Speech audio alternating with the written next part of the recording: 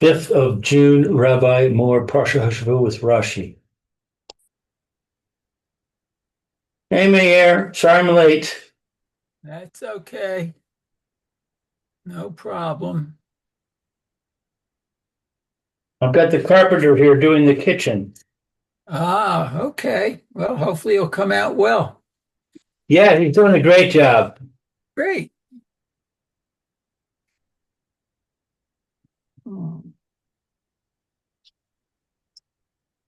The rabbi is coming. I don't know why. It always takes him a long time to connect.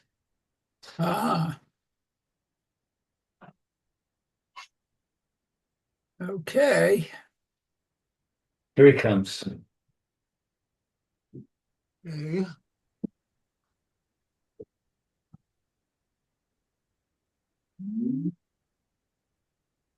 Okay, sorry about being a bit late. Fine, let's go. We're on chapter 5. Okay.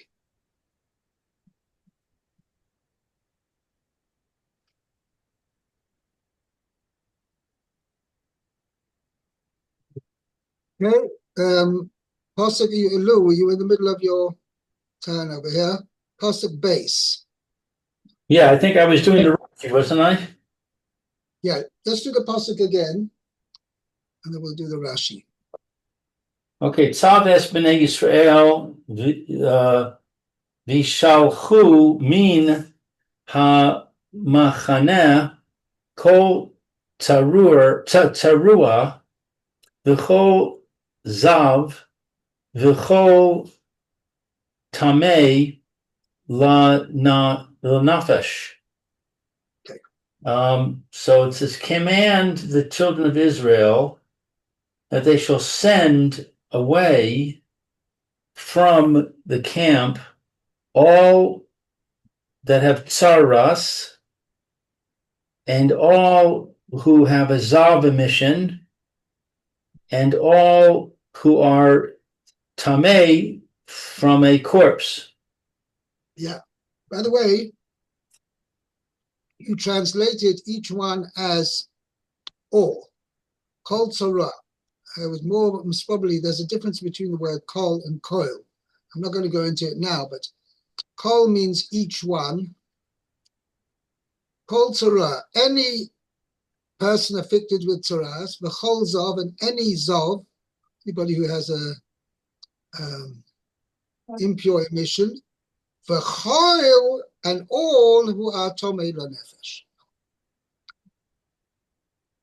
Excuse me a sec. Sorry. Hello? Sorry about that. I'm back. Fine, good. Let's see the Rashi here. By the way, it's mashma implies over here 3 different groups called Sarua, V'chol Zov, V'chol Tomei Lanefesh. Okay. Okay, so Zav es Tzav es b'nei Yisrael. Tzav es b'nei Yisrael v'gomer. Parasha zo ne'emra. This parsha was said b'yom shehukam hamishkan. On the day the tabernacle was erected. Right. Ushmona farashios. This one, the Sifsei Chachamim adds over here, from that time on, there were 3 levels of, that's going to be stated in the next Rashi, there are going to be 3 levels of camps, meaning 3 levels of holiness, 3 different camps, and each one has its own level of holiness. Okay? Now, Rashi goes on to say, Ushmoina Parshios Ne'emru B'nei Bayoim. I'm sorry, what? Continue the Rashi.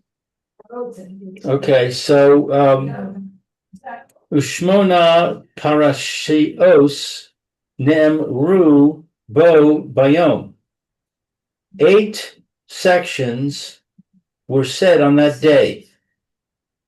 B'de'isa b'maseches Gittin, as is stated in the tractate of Gittin, B'perek HaNizakim, in the chapter of HaNizakim,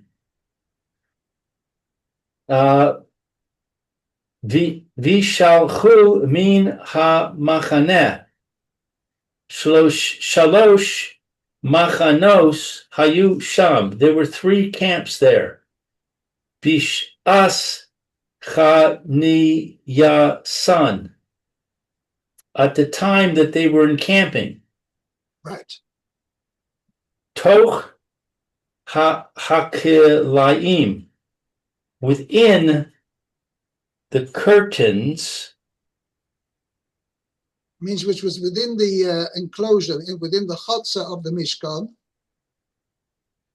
That's one camp within the curtains. I see.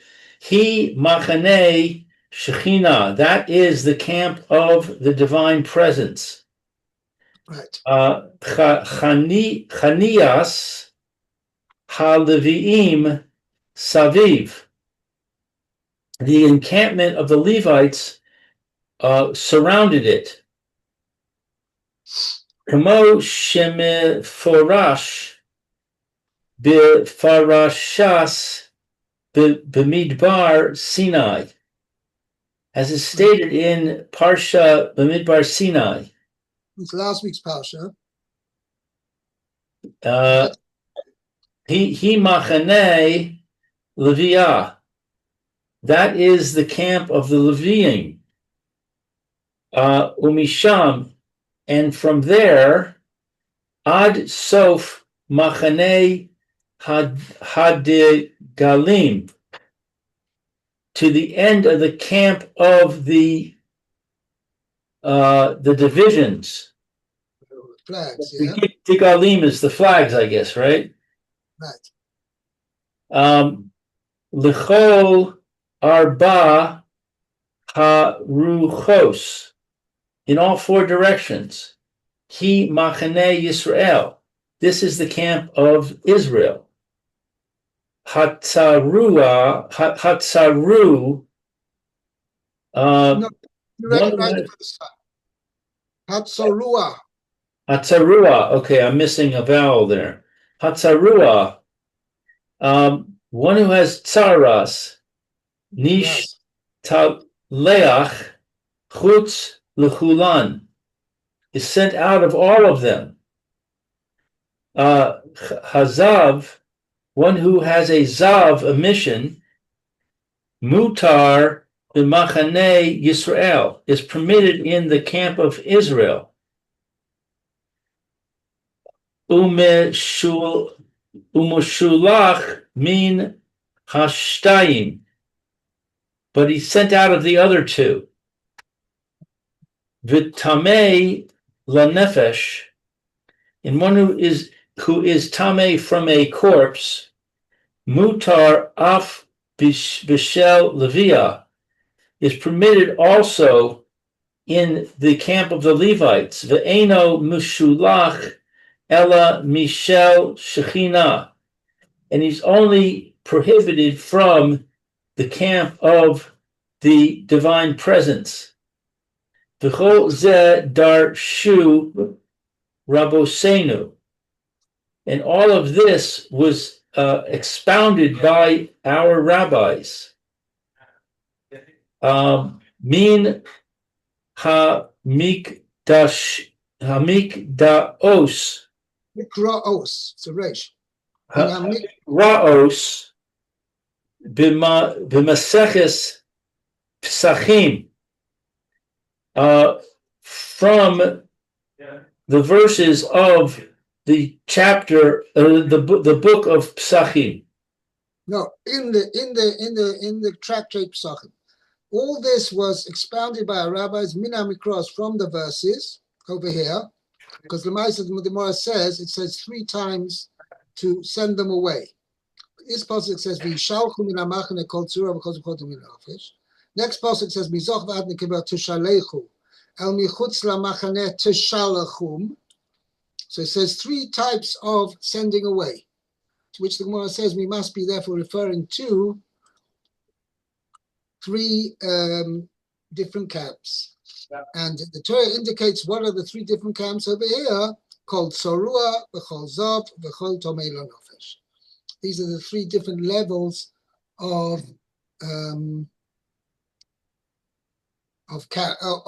people who are of impurity, which are dependent. In other words, each one has a different din with regard to which camp he is permitted to enter. Okay. Tamei lenefesh. Dimes sa'av litamei nafsha de'e nasha. One impure by the bones of a human soul, of a human body, I think it should say, not soul. Omer ani, I say, shahu l'shon. I just want to say what Rashi's on about. Rashi is quoting here how the Onkelos translates the pasuk. So it says the Mesav means he becomes impure. L'tmei nafsho de nosha. Now what is tmei nafsho de nosha? This is what Rashi is saying. Oimani, says I. Continue, yeah. L'shon atzmos adam. That means human bones, according to Onkelos. In Belashon Arami, in Aramaic. Right. Belashon Arami, in the Aramaic language. Right. V'har be yesh, and there are many examples of this.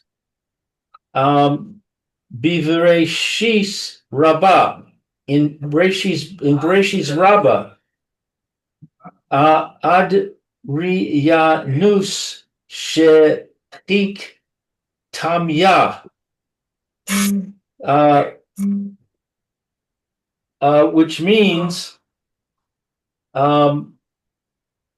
shechik atzamus, may his bones be ground up. Right. So his name was Hadrianus. Okay? Hadrian, may his bones be ground. Okay? So the point is that how does Hadrian get into this? I'm confused. Well, it just says when it discusses Hadrian, it discusses him, he was such a bad guy, may his bones be ground. The point what Rashi means is Rashi's the term litmei nafsho de nosha. Rashi's pointing out is not a translation of the word tome in the pasuk. The word tome in the Targum is not connected to the word tome. Because it says Tomei lo nefesh de Mesav means that tome is translated by the word de Mesav. He becomes unclean. Tome. And Rashi, the Targum translates the word nefesh. Nefesh means letmei nafshe de nosha, meaning the bones of a human being. Mm-hmm. Now, why the Targum translates is referring to bones, that's a different story. Okay? Mm-hmm. I still don't see where Hadrian comes. I don't see the word Hadrian in the Rashi. The point is that Rashi's just bringing an example where you see the word tamei, right? Or tamya means bones. Right. Nothing to do with becoming tamei. So the example for that is that in Bereshis Rabbah it mentions, whenever it mentions Hadrian, it says Adrianus shochit tamya. Adrianus is Hadrian? Adrianus is Hadrian. Oh, I see. My English didn't get that. Okay, I see it. I see where it is. Okay, thank you. Fine. Now, I just want to just to as by way of to fill in what the Rashi mentions that when they were in the desert, there were 3 camps. Okay, Lamaisa, the Gemara says then Psachim that afterwards, when they came into the land, there were also 3 levels of camp. So we first said there was the Machane Shechina, which was the highest level. Okay, Right. That afterwards, when the Beis Hamikdash was built, so the entire Beis Hamikdash, including the Azara, the courtyard of the Beis Hamikdash, that all came under the category of Machane Shechina. Right. Right.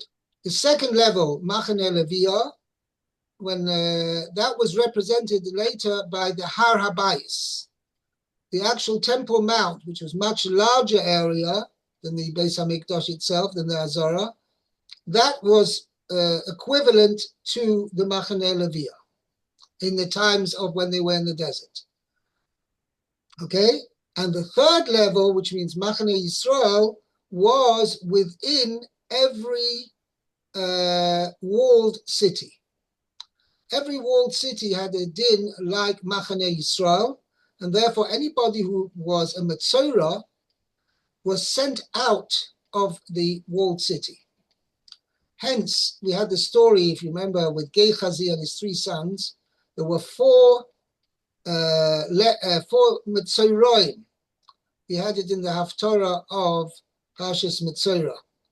Okay, there were 4, or was it actually Tazria, actually? There were 4 Metzoroim, Pesach Hashar, at the gateway of the town. Right? They were outside the gate. Why were they outside the gate? Because they were Metzoroim, because they had Tzaras, and they weren't allowed in. Because we're talking about the city of Shomron. Shomron was one of the walled cities, 48 walled cities. So therefore, the Metzoroim weren't allowed in. So therefore, that's why they were outside. Okay? Right.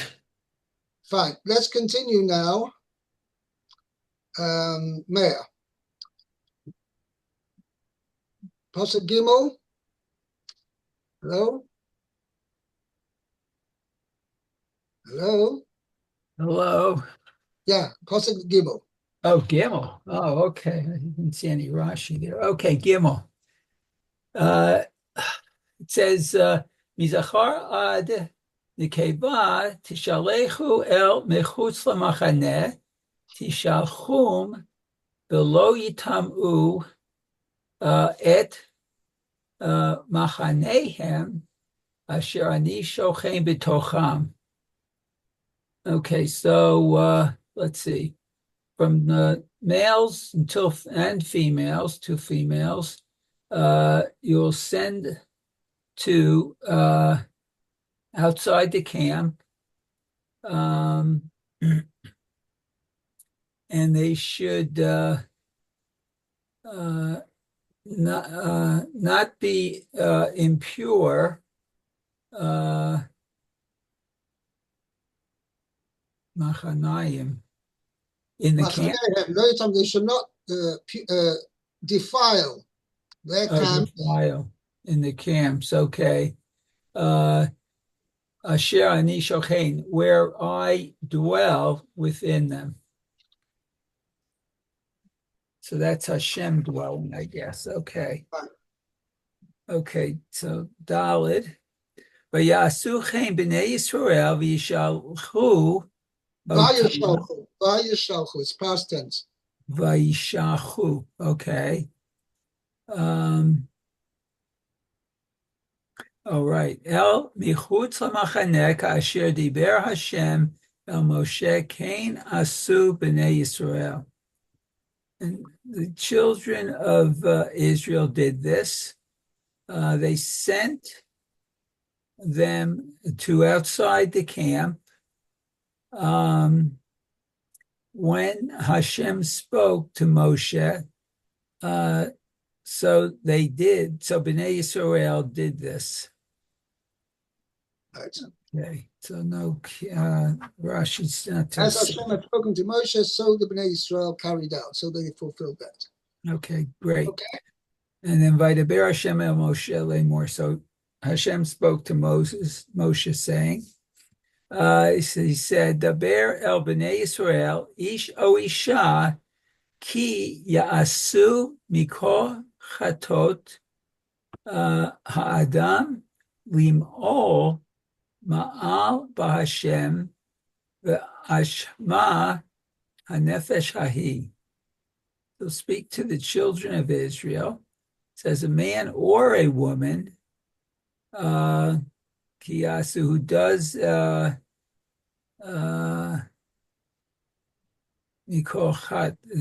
sin of the man. Okay. Kiyasu, if they would commit.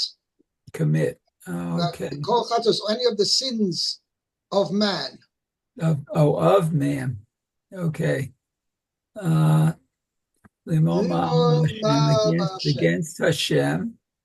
And that person will be guilty, will become guilty. Okay, Rashi. Lim'ol ma'ava Hashem, by committing a sin against Hashem. Hare chazar. So here it's repeated. The katav kan, and written here. Parashat gozel v'nishba al sheker. The verse about the one who robs and swears falsely. Meaning he makes an oath denying that he ever stole. Okay. And he hamura b'parashat vayikra. And this is spoken in Parshat Vayikra. And it says here, stated in Parshat Vayikra. Stated, okay. And what does it say though? This is where Rashi says, because it says over here, uses the terminology, limoel mal ba'Hashem, to act treacherously against Hashem. Oh. Okay. And where do we find that lashon? In Parshat Vayikra. Because it says, mal ba'Hashem, and he acts treacherously against Hashem, etc. So there it mentions any form of monetary denial, either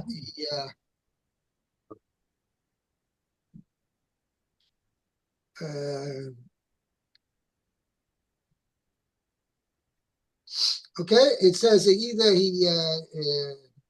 he subterfuges somebody's wages. He owes somebody his wages, and he says, "I'm not giving them to." The other person comes to claim it, and he says, "No, I don't owe you." Or I don't have no, so that's the rest of the passage. V'nishnis kan. It's repeated here. Okay, hold on. Oh, Nishnei kan, okay. Bishvil shnei devarim, because of two things. Nitchadshu va, that was new here. Huh. Yeah, which was old, which you mentioned new here, meaning, right? Okay. The first one, shekatu v'hit vadu. It's written that they shall confess, lomar, to say, she'eni chayav chomesh v'asham. So he is not required the fifth and to offer the guilt offering. Okay. If witnesses testify that he swore falsely and now he owes, meaning he was the one who indeed stole it. So then he's not, he doesn't have to pay an extra fifth, nor does he have to bring a korban, which are both acting as a kapara, until he admits to the, till he confesses the matter. Okay. And Vasheni, the second one, Al Gezel Hager, that he steals from a non-Jew. Convert from a proselyte. a proselyte, shehu natun lekohanim. Nitan LaKohanim. Let's give Okay. it to the Kohanim. Well, Kohanim. obviously, we're talking about somebody steals from a proselyte, Mhm. and then he dies, and he has no offspring after a Kohanim, he has no children from after he converted, so he is alone in the world.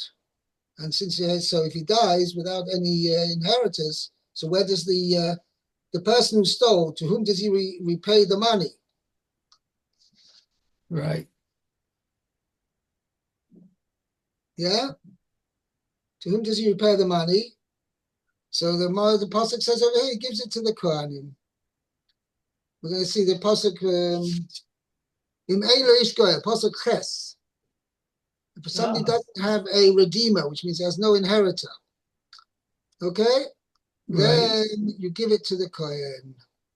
So the thief, the one who committed the theft, pays back the value of the theft to the Kohanim.